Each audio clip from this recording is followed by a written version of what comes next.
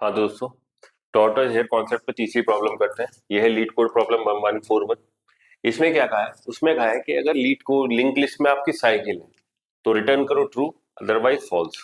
तो find a cycle in a link list, ये आपकी प्रॉब्लम। ठीक है, तो स्लो फास्ट में कैसे काम करेगा, टॉर्टोइज हेयर कॉन्सेप्ट का काम कैसे करेगा, ये समझने की कोशिश करो।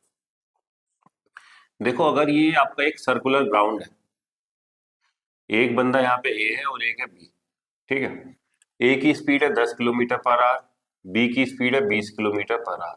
ठीक है, दोनों एक सेम सर्कुलर ग्राउंड में दौड़ना चालू करते हैं। तो ये खुद सोचो, जब ए जिसकी स्पीड है 10 किलोमीटर पर आवर, वो जब एक राउंड लगाएगा और एक राउंड लगा के स्टार्टिंग पॉइंट पे आएगा, उस समय तक बी दो राउंड लगा के वो भी कहा जाएगा, सेम टाइम पे स्टार्टिंग पॉइंट पे पहुंच जाएगा। भाई सही सी बात है, जब ए की स्पीड 10 किलोमीटर पर आवर है तो जब वो एक राउंड कंप्लीट करेगा साइकिल का, तो आपके बी भी दो राउंड कंप्लीट करके दोनों सेम पॉइंट पे मिल जाएंगे। अगर ये सर्कुलर नहीं होते तो ऐसा कभी पॉसिबल ही नहीं था कि ए और बी मिल पाते। मतलब अगर ये एक स्ट्रेट रोड पे दौड़ रहे होते ए और बी, भाई जब बी की स्पीड दुगनी है तो ए उसे कभी पकड़ ही नहीं पाता। चीज समझ में आती? तो मैं इसी कॉन्सेप्ट को यूज करने वाला हूँ।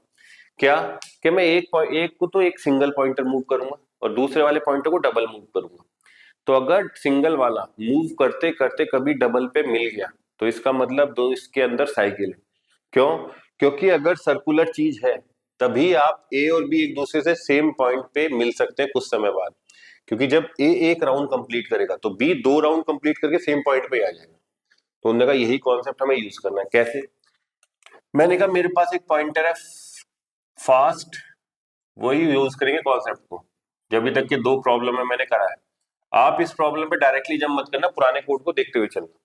तो मैंने कि फास्ट स्लो को तो एक मूव कराया और फास्ट को दो मूव कराया, तो फास्ट आ गया यहाँ, स्लो मूव कर गया फर्स्ट पे, फास्ट आ गया यहाँ। अब फिर स्लो को एक मूव कराया, फास्ट को दो मूव कराया, एक दो, तो फास्ट आ गया यहाँ पे। इसको लिख दिया एफ। तो मैं फास्ट को लिख रहा हूँ एफ, स्लो को लिख दूंगा एस। तो फास्ट आ गया यहाँ पे। अब स्लो को फर्दर मूव कराया तो स्लो आया यहाँ पे, तो यहाँ पे आ गया एस स्लो। फास्ट मूव करेगा तो कहाँ जाएगा फास्ट? सर फास्ट तो दो मूव करेगा, एक दो, तो फास्ट आ गया अब यहाँ पे एफ। ठीक है, अब स्लो मूव किया एक प्लेस तो स्लो आ जाएगा यहाँ पे। मैं स्लो तो एक मूव करके यहाँ पे आ जाएगा, फास्ट कितना जाएगा? एक दो, तो फास्ट आ जाएगा अब यहाँ पे।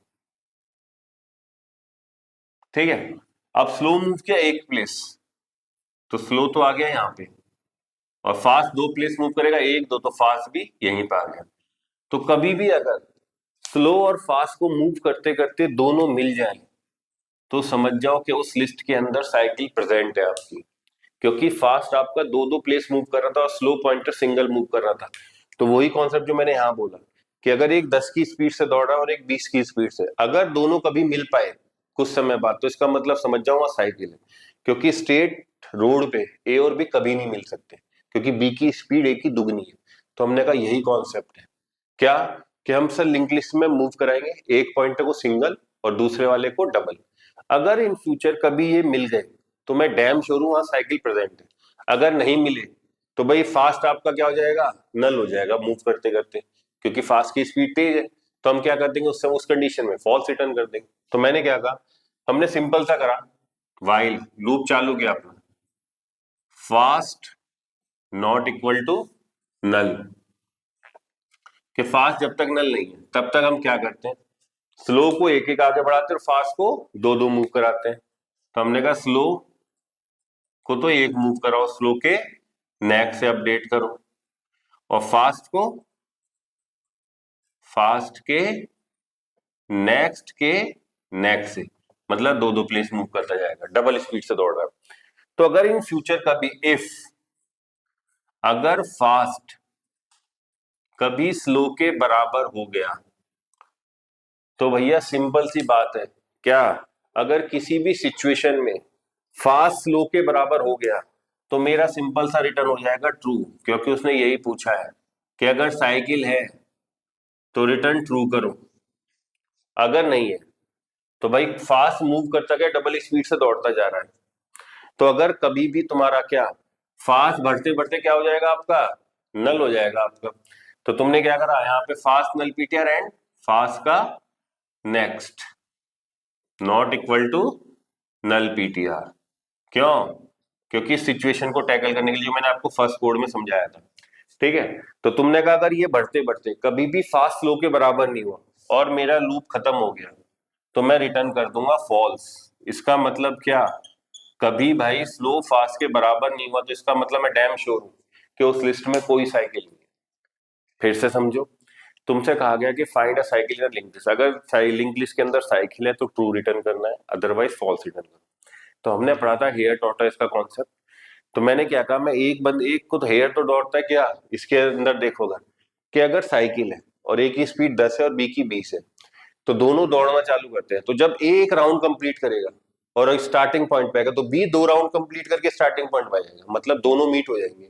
अगर सर्कुलर है, अगर स्ट्रेट लाइन है सिंपल, वो एक स्ट्रेट ट्रैक पे दौड़ रहे हैं तो कभी भी ए और बी मीट नहीं हो सकते। यही कॉन्सेप्ट हमने यूज किया था। तो हमने क्या करा था, स्लो और फास्ट 2 पॉइंटर लिए, स्लो को तो एक एक प्लेस मूव कराया और फास्ट को डबल स्पीड से।